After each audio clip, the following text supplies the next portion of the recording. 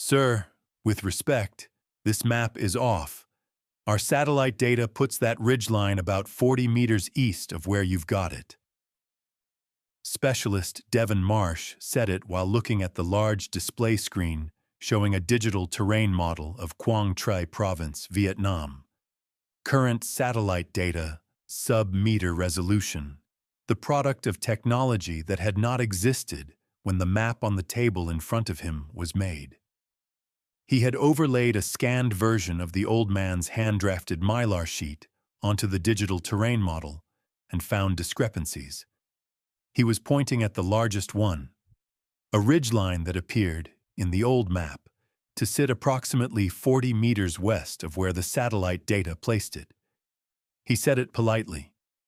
He was not trying to embarrass the old man in the tan trousers and gray wool vest who had brought the drafting case into the Army Geospatial Center's training room that morning and had set the mylar sheets on the central table with the careful flatness of someone who has been transporting fragile things for a long time. He said it as a technical observation, stated as fact, because in his experience, facts stated as facts were more useful than facts stated as opinions. The old man in the heavy reading glasses looked at the display screen. He looked at the overlay. He looked at the ridgeline in question. He said, "What datum is your satellite data referenced to?" Marsh paused. WGS 84, standard. "What datum is the scan referenced to?" the old man said. Marsh looked at the scanned overlay. He looked at the metadata. He looked at the scanned overlay again. The scanned overlay had no datum metadata. It had been scanned from a physical sheet and imported as a georeferenced image, and whoever had performed the georeferencing had used 4 corner control points from the digital terrain model, assuming the old map's coordinate system matched the digital system. It did not. The old map was referenced to a 1962 Vietnam geodetic datum. The digital terrain model was referenced to WGS 84. The difference between those two datums in Quảng Trị Province was approximately 38 meters in the east-west direction. The 40-meter discrepancy that Marsh had found was not a mapping error. It was a datum shift. What specialist Devon Marsh did not know, and what 6 months of digital geospatial training had not covered, because datum shifts in legacy analog products were not in the current curriculum, was that the mylar sheet on the table in front of him was not a reproduction or a copy or a derivative product. It was the original. It had been drawn by the man now standing beside him, in the field, in Quảng Trị Province, in 1969, from direct ground survey observations, using a theodolite and a plane table and a ruling pen. It was within the limits of 1969 field survey methodology, one of the most accurate representations of that specific terrain ever produced. It had been used as the primary reference for fire support coordination in that sector for 11 months. It had been accurate enough to save lives. It had been accurate enough that deviations from it were treated, by the units that used it, as evidence of error in the deviation rather than the map. The man who had drawn it had been a 23-year-old Army cartographer named Jim Aldred. He had spent 14 months in Vietnam as part of the Army Map Service's Field Survey Detachment, producing topographic products for terrain that had no adequate existing maps, working in conditions that would have made most surveying impossible, but that the Army had decided were necessary to accept, because the alternative was operating on maps that were worse. He was now 79 years old, and he was standing in a room where someone had just told him his map was off by 40 meters, and he already knew why. If you believe that the person who made the original thing understands it better than the person reading a copy of it, type cartographer in the comments right now. Because what Jim Aldred explains about the datum shift and what Lieutenant Colonel Keane says when he walks in and sees the mylar sheet on the light table is a lesson about the specific difference between data and knowledge that the Army Geospatial Center has been trying to teach its soldiers for 20 years.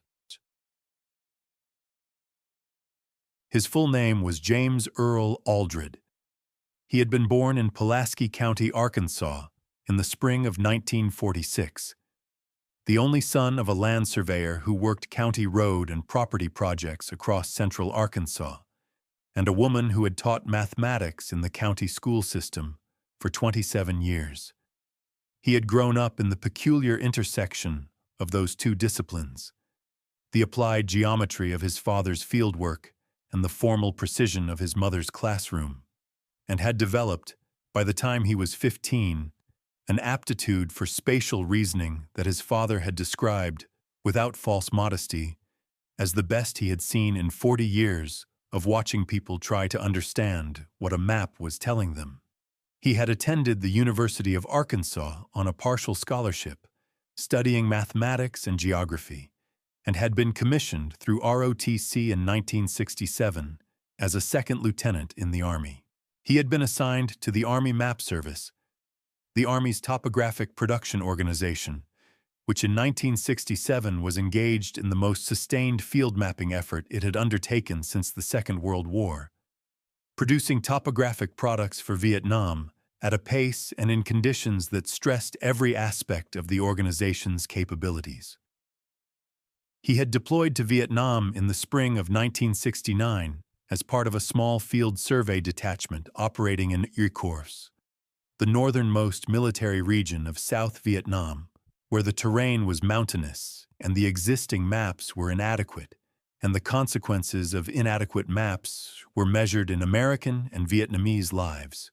His detachment had operated in Quảng Trị Province for 14 months, using ground survey methods, theodolite traverses, plane table surveys, barometric elevations, to produce topographic products for terrain that had either never been mapped adequately or had been mapped in an era when the technology and the available time had produced results that field units could not rely on.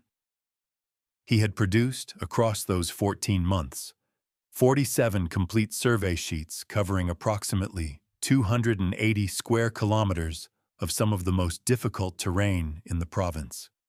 He had done it with a theodolite, a plane table, a ruler, a ruling pen, and mylar sheets that he had transported in the same olive canvas case that now sat on the table in the Army Geospatial Center's training room. He had come home in 1971 and had spent the rest of his Army career, 30 years, in the Army Map Service and its successor organizations, working in cartographic production, quality control, and eventually in the historical products function that documented and preserved the organization's legacy holdings. He had retired as a Chief Warrant Officer Four in 2001 and had gone home to Pulaski County, where he continued to consult occasionally for the National Geospatial Intelligence Agency on legacy product interpretation, which was how Lieutenant Colonel Keene had found his number, and why Jim had driven 3 hours to Fort Belvoir on a Tuesday with the drafting case. Keene had called because the training unit had recently received a project, reconciling legacy Vietnam-era cartographic products with current digital terrain databases to create a combined historical and current reference for a research initiative on the evolution of military mapping accuracy. The project required someone who could read the legacy products at their source, not from scans or reproductions, but from the originals, with the specific knowledge of how they had been produced and what their limitations and capabilities actually were. Keene had pulled the NGA consultant roster and found Jim's name with a note beside it. Produces original Vietnam survey sheets, Quảng Trị Province, 1969 to 1970. Still holds originals. Jim had brought the originals. He had been bringing them to consultations for 23 years, in the same case, because the originals contained information that no scan had fully captured. Not because the scanning was bad, but because the scanning process inevitably compressed or degraded the fine-line detail of a ruling pen drawing on mylar. And the fine-line detail was where the information lived. He had not expected to have to explain the datum shift before he explained anything else. "The datum," Jim said. He had his mechanical pencil out and was drawing on the whiteboard beside the display screen. A quick, precise sketch that showed the relationship between the 1962 Vietnam geodetic datum and WGS 84 in the relevant region. The 1962 Vietnam datum was a local datum established by the French Colonial Survey. Its origin point and orientation differ from WGS 84. In Quảng Trị Province, the offset is approximately 38 meters east-west and 12 meters north-south. He drew the offset with two precise arrows. If you georeference the scan using WGS 84 control points without applying the datum transformation, the map appears to be offset by approximately that amount. He looked at the display screen. Your overlay shows a 40-meter east-west discrepancy on the ridgeline. The expected datum offset in that location is 38 meters. The remaining 2 meters is within the accuracy tolerance of a 1969 field survey in that terrain type. Marsh looked at the whiteboard. He looked at the display screen. He looked at the metadata field on the overlay where no datum was listed. "The scan," he said slowly. "Whoever georeferenced it assumed WGS 84. "Yes," Jim said. "So the map isn't off. The scan registration is off." "The datum transformation was not applied," Jim said. He was not correcting Marsh's statement. He was making it more precise, which was the same thing with a different tone. "The map is correctly referenced to the 1962 Vietnam datum. The scan is incorrectly registered to WGS 84. SFC Pierce, who had been standing at the back of the room since Jim had begun the whiteboard sketch and had gone progressively quieter as the sketch developed, said, "How many of the legacy products in our holdings have this issue?" Jim looked at her over his glasses. "Any analog product referenced to a local datum that was scanned and registered to WGS 84 without datum transformation," he said. "Which, in my experience, is a significant portion of the Vietnam-era holdings, because the transformation process was not standardized until the mid-1990s, and a large number of products were scanned before the standard was established." Pierce looked at Marsh. Marsh looked at the display screen. Marsh said quietly, "We've been using some of these products as accuracy references." "I know," Jim said. "That's partly why I'm here." Subscribe to Iron and Honor right now and tell me in the comments where you're watching from. Because when Lieutenant Colonel Keene walks in and sees the original mylar sheet on the light table, not the scan, the original, the ruling pen lines on mylar from 1969 that have never been fully captured in any digital format, what he says and what he does next is something the training unit has been building toward for 3 years without knowing it. Keene had been in his office when his deputy had knocked and said that Jim Aldred was in the training room explaining the datum shift issue and that he might want to come see. Keene had come. He had stood in the doorway for a moment, looking at the room, at the display screen with the overlay discrepancy annotated, at the whiteboard with Jim's datum sketch, at Jim himself, at the central table, now with the original mylar sheet removed from the drafting case and laid flat on the surface. He walked to the table. He looked at the mylar sheet. He had been working in geospatial intelligence for 24 years. He had reviewed thousands of cartographic products. He had seen the scanned versions of Jim's survey sheets in the historical holdings database. They were well regarded in the institutional literature as examples of exceptional field survey accuracy for their period. He had not seen the original. The mylar was 56 years old, and it was perfect. Not preserved, used, transported, handled across those 56 years in the olive canvas case. Water-stained at one corner. A small tear at the lower left edge, repaired with archival tape in what was clearly a field repair. The ruling pen lines were crisp and exact. A weight and consistency that the scans had not captured, because scanning compressed the tonal range of the ink lines and the digital rasterization process lost the sub-pixel precision of a ruling pen drawing.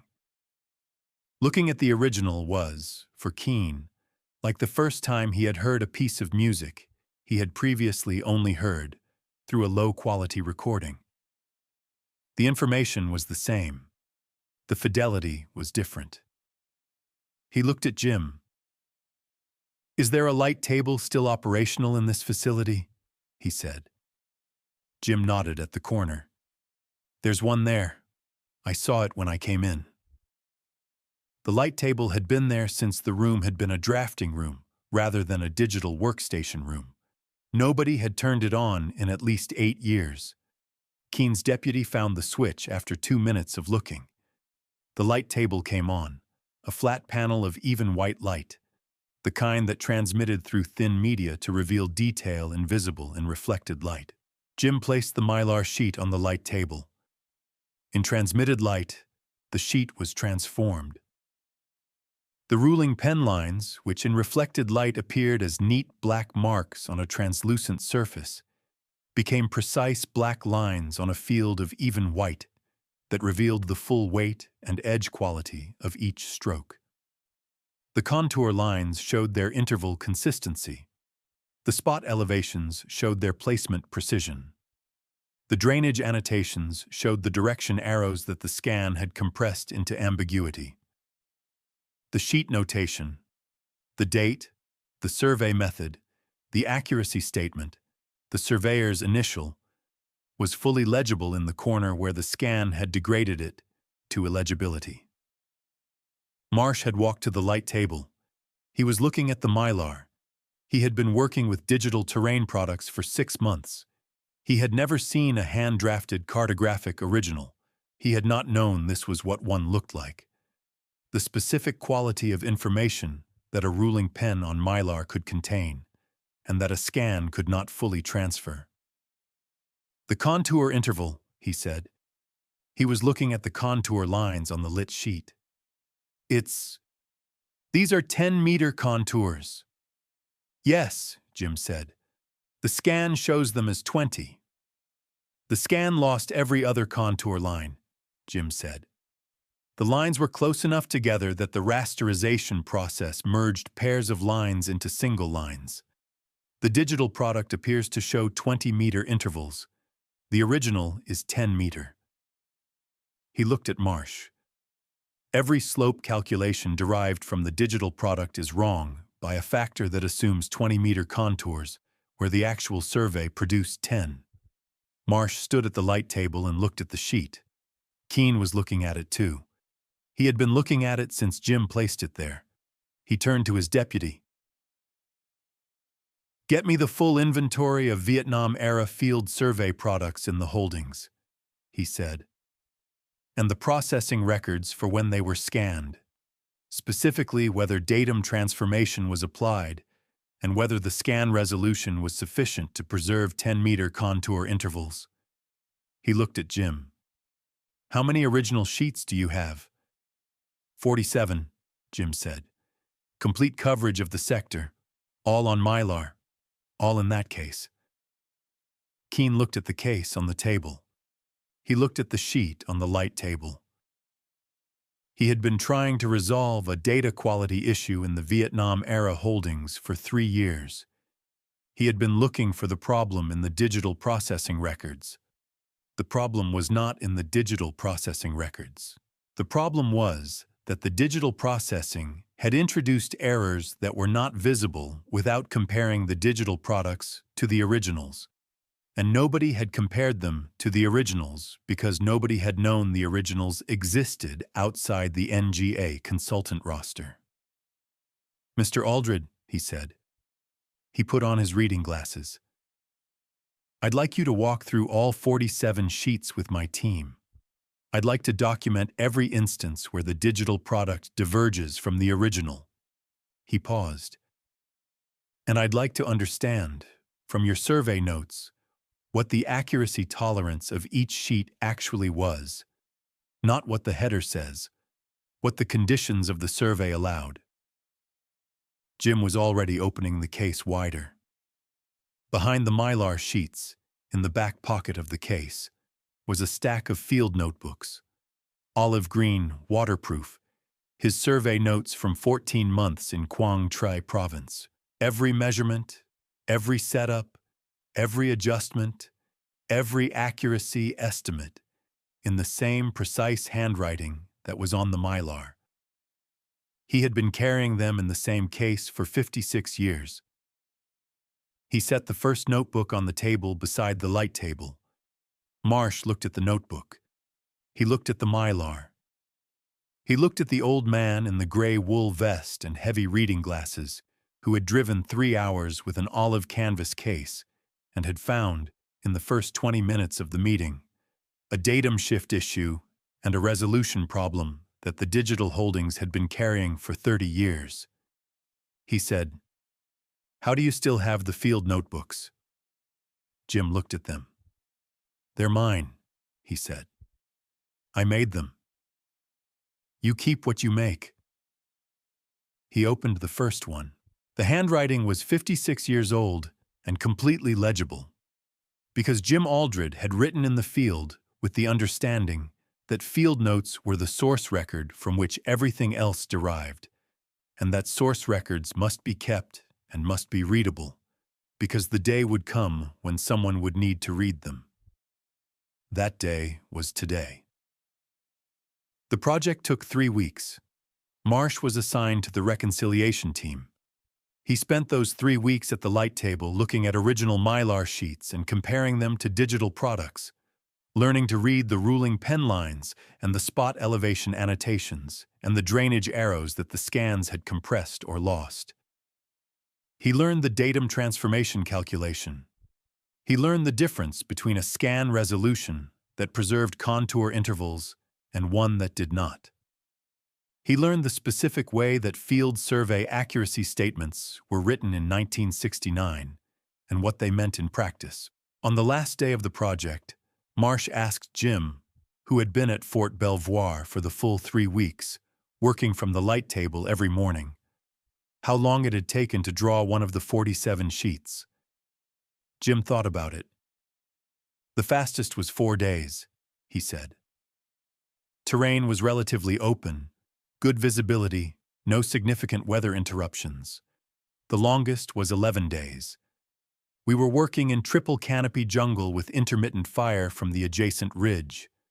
You learn to work in the time the conditions give you. Marsh looked at the sheet on the light table, the one they had been reconciling that week, the most complex in the collection, the one with the highest density of contour lines and the most survey setups. 11 days of work on a piece of mylar in a jungle in 1969 under intermittent fire. "And you carried all 47 of them home," he said. "In that case," Jim said, "I've never put them anywhere else." He picked up the drafting case and he placed the last sheet carefully into it, the field notebooks behind it. He fastened the case with the same worn clasp he had fastened it with for 56 years. Marsh watched him do it. "Mr. Aldred," he said, "the datum shift. When you overlaid your map on the satellite data and saw the 40-meter discrepancy, you knew immediately what it was." "Yes," Jim said. "How?" Jim looked at him over his reading glasses. "Because I know what datum my map is on," he said. "And I know the offset." He looked at the case in his hands. "When you make something, you know what it is. Not approximately. Exactly." He looked at Marsh. "The digital product is very good. Sub-meter resolution. More data than I could have produced in a lifetime of field survey. But it doesn't know what it is. It knows what it measures. That's not the same thing." Marsh thought about this. "What's the difference?" he said. Jim was quiet for a moment.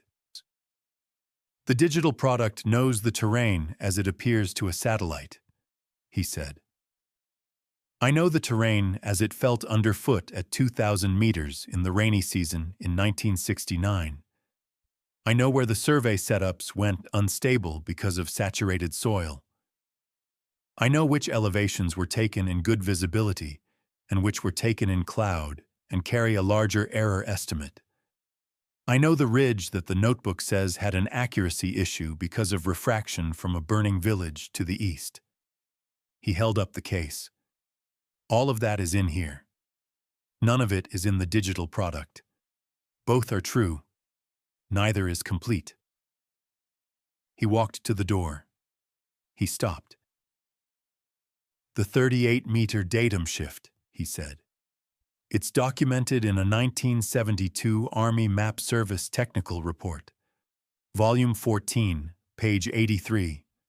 If someone had read it before registering the scans, the error would never have been introduced." He looked at Marsh. "Read the old documents. All of them. They know things the new ones were built on top of and forgot." He went out.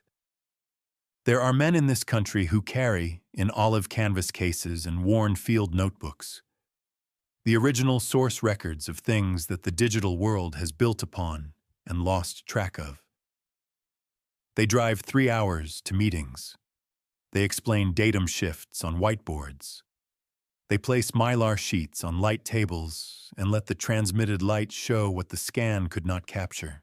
Jim Aldred made those sheets in 1969 in a jungle in Quảng Trị Province with a theodolite and a ruling pen and 11 days of patience on the hardest one. He carried them home in the same case and has never put them anywhere else in 56 years because he made them, and you keep what you make. The map wasn't wrong. The registration was wrong. The original was right. It has always been right. And the person who knew that was the person who drew it, standing on the ridgeline in 1969 with the theodolite and the mylar, and the specific knowledge of what every line on that sheet cost to produce. Subscribe to Iron and Honor for the men who carry the originals.